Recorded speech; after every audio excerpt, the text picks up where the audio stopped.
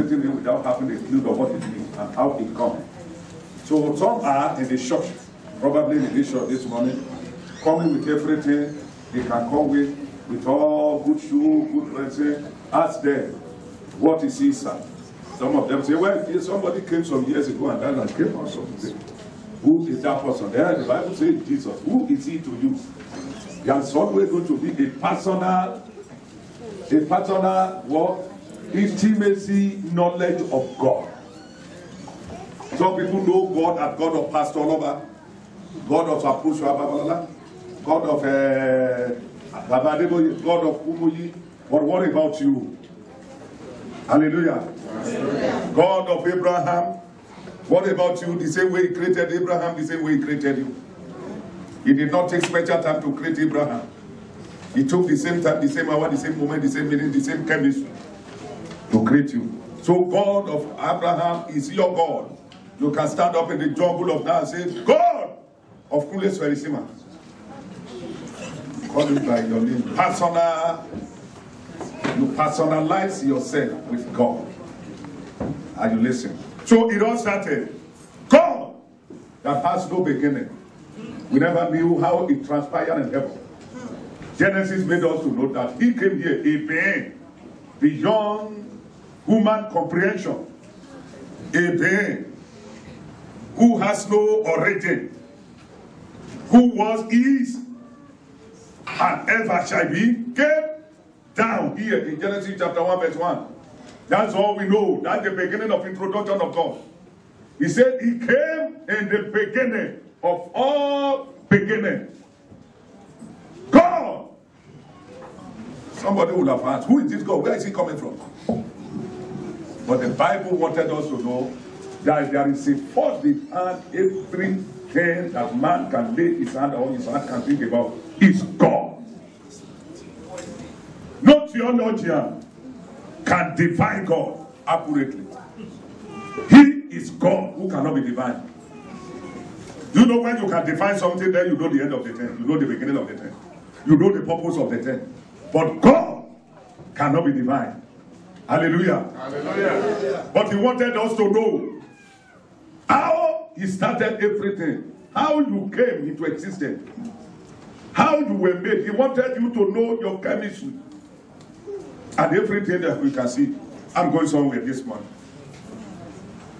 The Bible says he created everything and created man. Before God came here, he has already drove devil out of heaven. Because devil rebelled against him. He planned the first coup d'etat. 2/3 of angels supported his action. They followed after him because they wanted recognition. They followed after him because they want to be autonomous.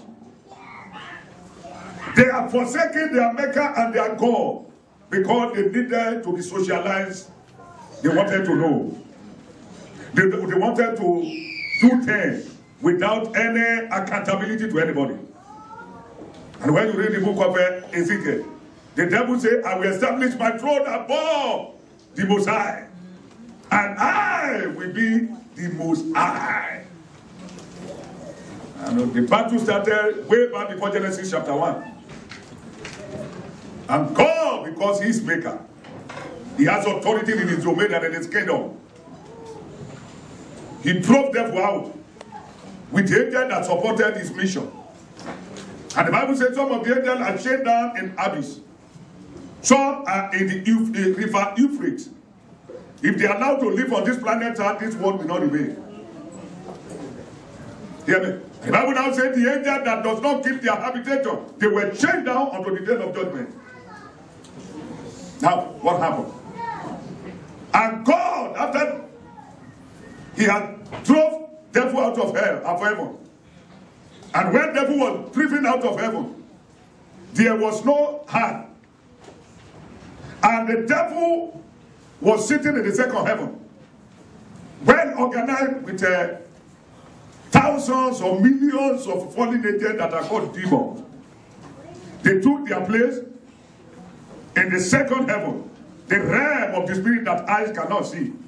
And when you read the book of Daniel chapter number 10, when you begin to read, when God answered the prayer of Daniel and sent Angel Gabriel, because there were well-organized realm in the second realm, Angel Gabriel was arrested in second heaven. He could not come to the first heaven. Now, Daniel prayed 21 days, and God said, what's going on? I've sent an answer to you the first day. And God looked at, oh, the second heaven, that's the seat of power. That's the spirit of wickedness. And God said, okay, Angel Gabriel, you go get Angel Michael out of the confinement and imprisonment in second heaven. The Bible said, Angel Michael come and fought with the dragon. And Angel Gabriel, the good news angel. How many of you know that Angel Gabriel is a good news angel? The Bible said in the book of Luke chapter 1, when you begin to read from verse, whatever verse there, but I remember verse 37. He said, with men this is impossible, but with God, all things. He spoke to Mary because he came with good news. When you want to have good news, it is Gabriel. And the next angel is Angel Michael, warrior with sword. Are you listening? Now God said, okay, it is your turn to go now. And he said, he dispatched Angel Michael to go deliver Angel Gabriel from a spiritual imprisonment, delay miracle. I decree this morning, there have anywhere second realm, second heaven is holding the answer to your prayer. And you are yet to get answer to every prayer you have made. Though God have sent answer. But the wicked also the enemy, the second realm, the seat of principality are holding the answer to your fulfillment. I decree by the thunder of heaven, the eye shall be released this morning in the name of Jesus. I'm going somewhere, hear me.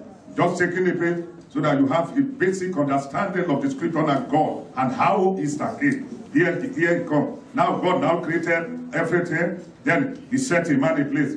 He created man in his own image. Because God does not have physical and visible body.